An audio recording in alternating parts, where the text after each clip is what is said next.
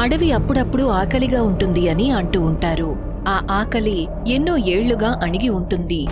వేర్ల కింద, మట్టి లోపల, ఆ చెట్ల ఊడల్లో మనకి తెలియనిదెంతో దాగి ఉంటుంది. కొన్ని రాత్రుళ్ళు ఎలా ఉంటాయి అంటే వాటి కొమ్మలు ఎటువైపుకి వంగుతాయంటే ఊపిరి ఉన్నవైపుకి. 40 ఏళ్లుగా 2 ఆత్మలు ఎదురు చూస్తున్నాయి. ఒకదానికి మెరుపంటే ద్వేషం, మరొకదానికి శబ్దమంటే భయం. ఈ కథ ఆ ఆకలిది. అది ఎప్పటికీ చావదు. అలా ఎదురు చూస్తూ ఉంటుంది. మీనా ఊర్లో బావి దగ్గర బట్టలు ఉతుకుతూ ఉంటుంది. నిజానికి తన కూతురు పీహు పక్కనే ఆడుకుంటూ ఉంటుంది. లత పాత వీధిలో అక్కడే కూర్చుని నేలమీద కర్రలతో ఏదో చేస్తూ ఉంటుంది. నువ్వు మళ్ళీ నేలమీద గుర్తులెందుకు పెడుతున్నావు? నిన్నటి గుర్తులు చెరిగిపోయాయి కదా. చెట్టు కదులుతోంది. నేను ఒట్టు పెడుతున్నాను, ప్రతి రాత్రి అడవి చివర్లో ఉన్న చెట్లు మన ఇళ్లకు మరింత దగ్గరగా వస్తున్నాయి. అమ్మా, ఆ చెట్ల కళ్ళు ఆకలిగా ఉన్నాయి. నిన్న రాత్రి నేను వాటిని చూశాను. అవి కిటికీలో నుంచి నన్నే చూస్తూ ఉన్నాయి. మీనా పీహుని గట్టిగా హత్తుకుంటుంది. అలా అనొద్దు పీహు, అది గాలి మాత్రమే. మనం ఆ పెద్ద చెట్టు దగ్గరికి వెళ్లకుండా ఉన్నంత వరకు సురక్షితంగా ఉన్నట్టే. పీహు కూడా వాళ్లమ్మని గట్టిగా పట్టుకుంటుంది. కాని లత ఇంకా కూడా దేనికో కంగారుగానే ఉంటుంది. రాత్రివేళ పీహు తన బొమ్మతో మంచం మీద పడుకునుంటుంది. కాని మీనా దుప్పటిని కుడుతూ ఉంటుంది. రాత్రి మామూలుగానే అనిపిస్తుంది. అప్పుడే వాళ్లకి తమ ఇంటి పైకప్పు నుంచి గీకుతున్న శబ్దం వినిపిస్తుంది. అమ్మా, నీకు ఆ శబ్దం వినిపిస్తోందా? ఎవరో పైన నడుస్తున్నారు. మౌనంగా ఉండు పీహు, నీ కళ్ళు మూసుకో, దేవుణ్ణి జపించు. ఇది గాలి మాత్రమే. గీకుతున్న శబ్దం ఆగిపోతుంది. ఆ తర్వాత గదిలో ఒక విచిత్రమైన నిశ్శబ్దం అలముకుంటుంది. దాన్ని ఒక రాక్షసుడే లాంటి గుసగుస ఛేదిస్తుంది. అక్కడ్ బుక్కడ్. మీనా కళ్ళు భయంతో పెద్దవి అవుతాయి. తను కంగారు పడి తలుపు వైపుకి చూస్తుంది. తనకి తలుపుకున్న కన్నాల్లో నుంచి పదునైన వేర్లు నెమ్మది నెమ్మదిగా గది లోపలికి రావడం కనిపిస్తాయి. మరుసటి రోజు లత ఇంకా తన స్నేహితురాలు గీత పాత మర్రి చెట్టు దగ్గరికి వెళ్తారు. వాళ్లు అక్కడ ప్రార్థన చేస్తారు. ఆ చెట్టుకి కొన్ని పువ్వులు ఇంకా పళ్ళు సమర్పిస్తారు. చెట్టు శాఖలు మనిషి చేతుల్లాగానే కనిపిస్తాయి. లత, వాళ్లు మనల్ని వదిలేస్తారని నీకనిపిస్తోందా? 40 ఏళ్లు గడిచిపోయాయి వాళ్ళిక్కడికొచ్చి. మనం వాళ్లని సంతోషపెట్టకపోతే వాళ్లు మరింత మంది గ్రామస్తుల్ని తీసుకుంటారు. మనం గుర్తుపెట్టుకోవాలి, అక్కడికి మెరిసే వస్తువులంటే ద్వేషం, బక్కడికి శబ్దమంటే. అక్కడ ఏం వేళ్లాడుతోందో చూడు, అది మీనా దుపట్టా. తను నిన్న ఇక్కడికొచ్చిందా? లత దగ్గరికి వెళ్లి శ్రద్ధగా చూస్తుంది. తను అక్కడ దుపట్టాని చూసి భయపడిపోతుంది.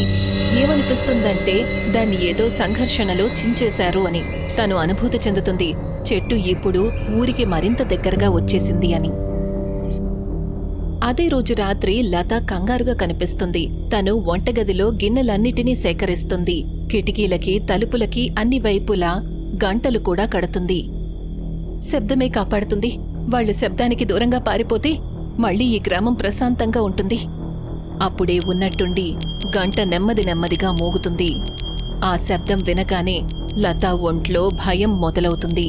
బరువైన అడుగుల శబ్దంతో తనకి అర్థమైపోతుంది అది అక్కడని. మరుక్షణం అక్కడ్ పైకప్పుని విరుగొట్టుకొని ఇంటి లోపలికి వెళ్తాడు. తన చెయ్యి తగలగానే ఇంట్లో ఉన్న గిన్నెలు ఇంకా గంటలు బూడిదైపోతాయి. అది చూసి లత చాలా భయపడిపోతుంది. పారిపోయి ఒక అద్దం వెనక దాక్కుంటుంది. కాని అద్దంలో మెరుస్తున్న వెలుగును చూసి అక్కడ్ మరింత కోపానికి గురవుతాడు. మరొకవైపు మనకి తెలుస్తుంది, మీనా నిన్న రాత్రి నుంచి అడవిలో ఇరుక్కుని ఉందని.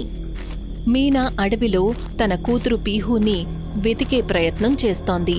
కాని పీహు ఎక్కడా కనిపించలేదు. పీహు, పీహు, నా కూతురెక్కడుంది? అప్పుడే ఉన్నట్టుండి తన ఎదురుగా ఒక చెట్టు వచ్చి నిలబడుతుంది. అది కొన్ని క్షణాల క్రితం అక్కడసలు లేదు. మీనా భయంతో పైకి చూస్తుంది. అప్పుడే తనకి అర్థమవుతుంది, అది మామూలు చెట్టు కాదు, అది భక్కడని. నీకేం కావాలి? నా కూతుర్ని వదిలే!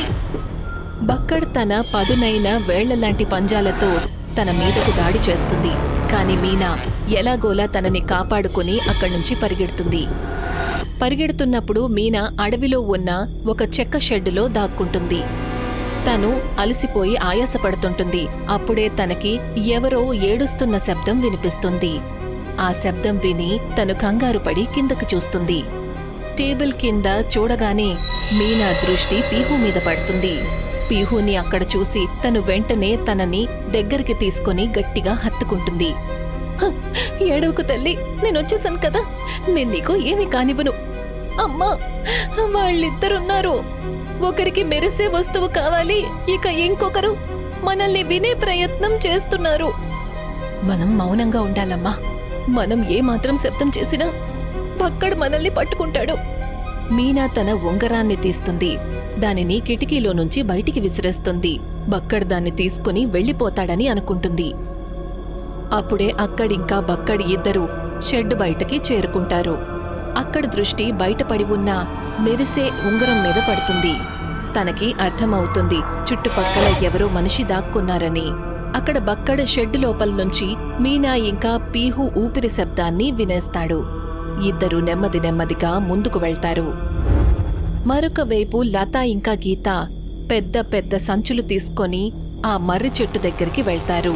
వాళ్ళు సంచులు తెరుస్తారు. వాటిల్లో నుంచి అద్దం ఇంకా డోలు తీస్తారు. ఆ రాక్షసుల్ని అందులో ఇరికించే ప్రయత్నం చేస్తారు. నేను డ్రమ్ వాయించినప్పుడు బక్కడ్ కంగారు పడతాడు. నువ్వు అప్పుడే అద్దం చూపించు. అక్కడ తన నీడలో నిమగ్నమవుతాడు. ఇది చాలా ప్రమాదకరం. ఒకవేళ మనం విఫలమైతే అప్పుడు ఈ ఊరు మొత్తం అంతమైపోతుంది. పద. లత ఒక క్షణం కంగారు పడుతుంది. కాని తర్వాత ధైర్యాన్ని కూడగట్టుకుని పూర్తి బలంతో డోలు వాయించడం మొదలుపెడుతుంది. డోలు శబ్దం మొత్తం అడవంతా కూడా వినిపిస్తుంది. అన్ని వైపులా నిలబడి ఉన్న చెట్లు గట్టిగట్టిగా కదులుతాయి. భయంగా ఉన్నప్పటికీ లత డోలు వాయించడం ఆపదు. ఆపకుండా దానిని వాయిస్తూనే ఉంటుంది. అక్కడింకా బక్కడ్ షెడ్డు మీద దాడి చెయ్యబోతుంటారు. అప్పుడే వాళ్లకి దూరంగా డోలు శబ్దం వినిపిస్తుంది. వాళ్ల ఇద్దరి మొహాలు కోపంతో నిండిపోతాయి. వాళ్ళు షెడ్ని వదిలేసి ఆ శబ్దం వైపుకి పరిగెడతారు. లత ఆపకుండా డోలు వాయిస్తూనే ఉంటుంది. కాని గీత అద్దంతో తయారు చేసిన స్టాండ్ని తయారు చేసి అక్కడే నిలబడుతుంది. కొంతసేపట్లోనే అక్కడింకా బక్కడ్ వాళ్ల ముందుకొచ్చి నిలబడతారు. వాళ్ళు రాగానే నేల గట్టిగా కంపించిపోతుంది. గట్టిగా వచ్చే డోలు శబ్దానికి బక్కడ్ తల్లడిల్లుతాడు. తన చెవులను 2 చేతులతో గట్టిగా మూసుకుంటాడు. మరొక వైపు అక్కడ్ కోపంగా లతా గీత వైపు వేగంగా దాడి చేయడానికి పరిగెడతాడు. అప్పుడే గీత వెంటనే మధ్యలోకి వస్తుంది. తను అద్దంతో నిండి ఉన్న స్టాండ్ని అక్కడి ముందు నిలబెడుతుంది. అద్దం యొక్క మెరుపు అక్కడ్ కళ్లల్లో పడుతుంది. దానితో అక్కడ్ కొన్ని క్షణాలు గుడ్డివాడిలా అయిపోతాడు. తను కంగారు పడి వెనకడుగు వేస్తాడు. కోపంతో గట్టిగా అరుస్తాడు. గీత వాళ్ల అరుపును విని భయపడిపోతుంది. కాని లత తనకి నచ్చజెప్తూ శాంతంగా ఉండమని చెప్తుంది. అలాగే నిలబడి ఉండు, ఏమాత్రం బలహీనపడొద్దు. అక్కడింకా బక్కడ్ నెమ్మది నెమ్మదిగా బలహీనపడతారు. వాళ్ల శరీరంలో పగుళ్లు మొదలవుతాయి. వాళ్ళు మోకాళ్ల మీదకు పడతారు. వాళ్లని వాళ్ళు సంభాళించుకోలేకపోతారు. వాళ్ల శాఖలు ఒక్కొక్కటిగా విరిగి కింద పడిపోతుంటాయి. డోలు శబ్దం ఇంకా అద్దాల మెరుపు పూర్తిగా శక్తివంతంగా ఉంటాయి. అక్కడింకా బక్కడ్ చివరికి బూడిదగా మారిపోతారు. వాళ్ల ఆత్మలు గాలిలో కలిసిపోతాయి. మరుసటి రోజు ఉదయం ఊరు మళ్లీ మామూలుగా మారుతుంది. మర్రి చెట్టు తన అసలు స్థానానికి తిరిగి వెళ్లిపోతుంది. లతా గీత మీనా ఇంకా పీహు అక్కడింకా బక్కడ్ మరణించిన ఆ చోటే నిలబడి ఉంటారు. వాళ్లందరూ ఆ చోటు వైపు చూస్తుంటారు. వాళ్లల్లో ఇప్పటికూడా భయం ఎక్కడో ఒక మూలన మిగిలే ఉంటుంది. వాళ్ళు మళ్లీ తిరిగి వస్తారా? వాళ్ళు 40 ఏళ్ల నుంచి ఆకలితో ఉన్నారు. కాని ఇవాళ మనం వాళ్లనాపాము. కాని ఎప్పుడూ మనం అప్రమత్తంగానే ఉండాలి. మీనా పీహుని హత్తుకుంటుంది. అడవి వైపుకి చూస్తుంది. ఇప్పుడక్కడంతా శాంతంగా అనిపిస్తుంది. ఆ తరువాత వాళ్లందరూ అక్కడ్నుంచి తిరిగి వెళ్తారు. కొన్ని నెలల తరువాత ఒక పట్నం వ్యక్తి దట్టమైన అడవిల్లో నుంచి నది ఒడ్డుకి చేరుకుంటాడు. అతను నది ఒడ్డున కూర్చుని సిగరెట్ కాల్చి పీలుస్తూ ఉంటాడు. కొంతసేపటి వరకు అతనక్కడే మౌనంగా కూర్చుంటాడు. అప్పుడే ఉన్నట్టుండి అతని ముందు నది నీళ్లు ఎగిసిపడటం మొదలు పెడతాయి. నీళ్ల లోపల ఏదో ఉన్నట్టు నీటి తుప్పర్లు అన్ని వైపులా పడతాయి. అదే సమయంలో అతని శరీరం మీదకు బురద పడుతుంది. ఇక చూస్తూ ఉండగానే అతను నది లోపలికి వెళ్ళిపోతాడు.